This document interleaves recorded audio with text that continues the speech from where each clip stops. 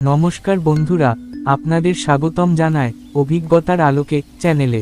আজকের ভিডিওতে আমরা আলোচনা করব এক অতীব গুরুত্বপূর্ণ বিষয়, সত্যনারায়ণ ভগবানকে, তার ব্রতের মাহাত্ম্য কী এবং বৈজ্ঞানিক দৃষ্টিতে এই পূজার অর্থ কতটা গভীর।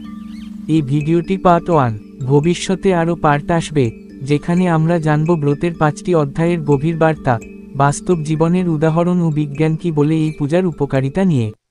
পরিচয় ও মাহাত্ম্য। আমরা অনেকেই শুনেছি সত্যনারায়ণ ব্রত করলে সব বাধা কেটে যায়, সুখ শান্তি আসে। কিন্তু প্রশ্ন হলো, এই সত্যনারায়ণকে, তিনি কি শুধুই পূজার দেবতা, নাকি এর পেছনে আছে এক গভীর দর্শন? সত্য মানে যা কখনো বদলায় না, চিরন্তন, চিরসত্য। নারায়ণ মানে জগতে সর্বত্র যিনি আছেন, বিষ্ণুর রূপ।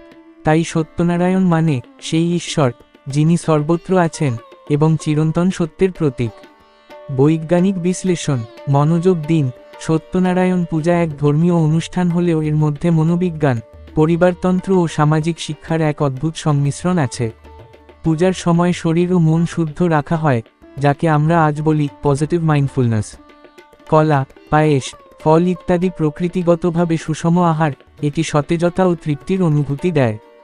ব্রতের কাহিনীতে বারবার বলা হয়, সত্য পথে থাকো, প্রতারণা করো না, ঈশ্বরের উপর ভরসা রাখো, যা আমাদের নৈতিক শিক্ষার মূল ভিত্তি।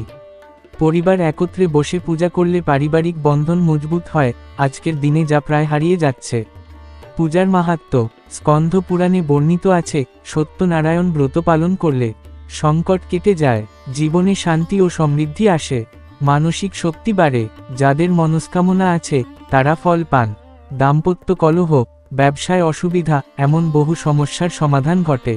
এটি শুধুই বিশ্বাস নয়, বরং মানসিক ভারসাম্য ও নিয়মিত আত্মসমালোচনার এক অনুশাসন। পূজার সময় ও উদ্দেশ্য। যে কোনো শুভ লগ্নে পূজাটি করা যায়, তবে সবচেয়ে উপযুক্ত সময় হল পূর্ণিমা, বৃহস্পতিবার, একাদশী তিথি বা বিশেষ পারিবারিক অনুষ্ঠান, যেমন গৃহপ্রবেশ, বিয়ে, সন্তানের জন্ম, সুস্থতা কামনা, মানসিক প্রশান্তি। এই পূজা এক ধরনের কমিটমেন্ট রিচুয়াল, যেখানে আমরা বলি, আমি সত্য পথে চলব, আমি নিয়ম মানব, আমি পরিশ্রম করব, আমি কৃতজ্ঞ থাকব। সামগ্রী ও রীতি। অনেকেই জিজ্ঞাসা করেন, সত্যনারায়ণ পূজা করতে হলে কি লাগে? খুব সরলভাবে বললে, একটু সময়, একটুকু বিশ্বাস, আর সামান্য কিছু উপকরণ। জল ভর্তি ঘট, আম্রপল্লব ও নারকেল, ফুল, ধূপ, প্রদীপ, কলা, পায়েস, বাতাসা, ব্রতের কাহিনীর বই, তুলসী পাতা, প্রসাদ বিতরণ। উপবাস করা বাধ্যতামূলক নয়, তবে শুদ্ধ চিত্ত ও নিষ্ঠা থাকা আবশ্যক। এই পূজা বাড়িতে নিজে করা যায়? হ্যাঁ, একদম নিজে করা যায়, যদি নিয়ম জানা থাকে বা বই অনুযায়ী করলে পুরোহিত ছাড়াও এই পূজা করা সম্ভব। তবে যদি কারো সময় বা অভিজ্ঞতা না থাকে, তাহলে পুরোহিতের সহায়তায় করাই উত্তম। বন্ধুরা, আজ এই ভিডিওতে আমরা জানলাম সত্যনারায়ণকে, পূজার গুরুত্ব ও বৈজ্ঞানিক দৃষ্টিকোণ, পূজার দিন ও উপকরণ, নিজে পূজা করার পদ্ধতি। পরবর্তী পর্বে আমরা বিশ্লেষণ করব ব্রতের 5টি কাহিনী, যেখানে একজন রাজা, এক দরিদ্র ব্রাহ্মণ, এক ব্যবসায়ী ও এক কাঞ্জিকা বালিকার গল্পের মধ্য দিয়ে উঠে আসে জীবনের গভীর শিক্ষা। যদি আপনারাও মনে করেন এই জ্ঞানের আলো আরও মানুষের কাছে পৌঁছানো উচিত, তাহলে ভিডিওটি শেয়ার করুন, লাইক দিন, কমেন্ট করে জানান আপনি কখন পূজা করেন, আর চ্যানেলটি সাবস্ক্রাইব করতে ভুলবেন না, কারণ আমরা অভিজ্ঞতার আলোকে চ্যানেলের মাধ্যমে আপনাদের জীবনের উপকারী জ্ঞান পৌঁছে দিতে প্রতিজ্ঞাবদ্ধ।